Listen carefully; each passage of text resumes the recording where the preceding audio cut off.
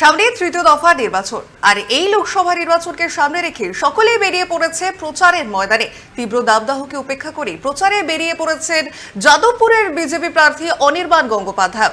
বারুইপুরের পাড়ায় পাড়ায় প্রচার সারতে দেখা গেল তাকে। প্রচার শেষে সরাসরি 24 আওয়ার্স টিভির মুখোমুখি হয়ে কি বললেন যাদবপুরের বিজেপি প্রার্থী অনির্বাণ গঙ্গোপাধ্যায় শোনাবো আপনাদের।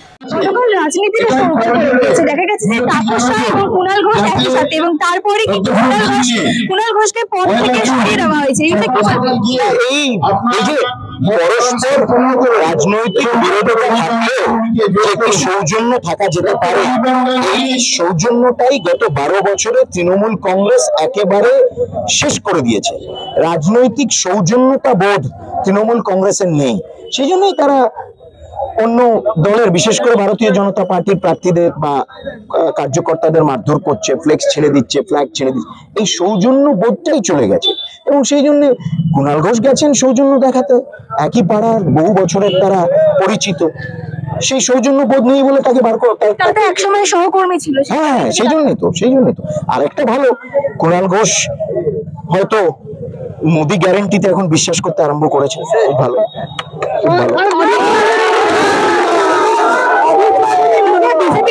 তিনি বলছেন অধীর বাবু মোদি গ্যারেন্টিতে বিশ্বাস করছেন। এখন তারা বুঝে গেছে নরেন্দ্র মোদি ছাড়া কোনো বিকল্প নেই।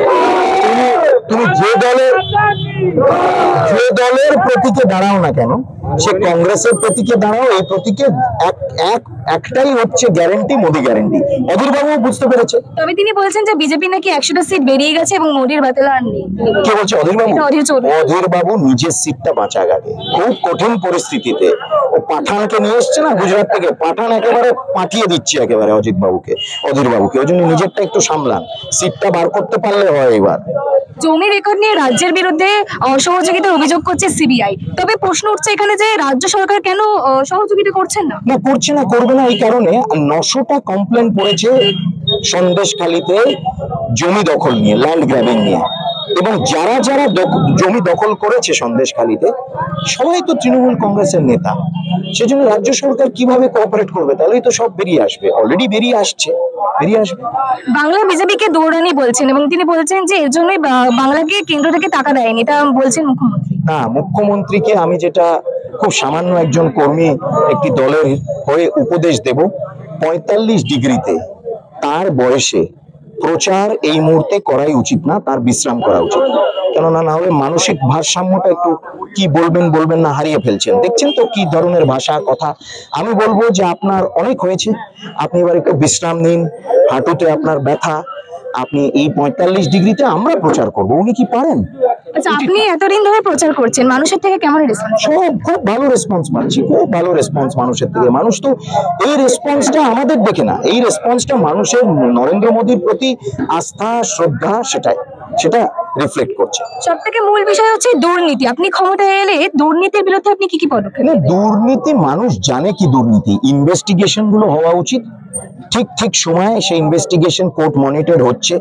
আমরা এই দুর্নীতির বিষয়ে আরো বেশি বার করে আনবো। কুণাল বাবু তো বলছেন যে এসএসসি দুর্নীতিতে এখনো অনেক রাঘব বোয়ালরা ঘুরে বেড়াচ্ছে, এসএসসি দুর্নীতিতে। তো সেই রাঘব বোয়ালদের ধরা উচিত। আমরা বলবো যে তাদের ধরা হোক। অনেক মন্ত্রীরা রয়েছে, এখনো ক্যাবিনেটে বসে রয়েছে, যারা এসএসসি দুর্নীতির সাথে যুক্ত, চুপ করে আছে ইডি সিবিআই এর ভয়ে। আমরা বলবো যে তারা কারা, তদন্ত হোক। একটা গোটা প্যানেল বাতিল হয়ে গিয়েছে, সেখানে কলকাতা হাইকোর্টের নির্দেশকে বহাল রাখলো সুপ্রিম কোর্ট। সেখানে দাঁড়িয়ে থেকে প্রশ্ন উঠছে যে তবে যারা যোগ্য ছিল তারা কি তাদের চাকরি পাবে না? তারা কি অযোগ্যদের সাথে? সেই জন্য এই প্রশ্নটাই তো আমরা তৃণমূল কংগ্রেসের সরকারকে করছি, যে যোগ্য অযোগ্য এখন তারা বলছে। তো যোগ্যদের কথা তো তাদের মনে ছিল না 2021-এ, 2022-এ মনে থাকা উচিত ছিল। তারা কৈফিয়ত দিক, রাজ্যের মানুষকে তারা কৈফিয়ত দিক।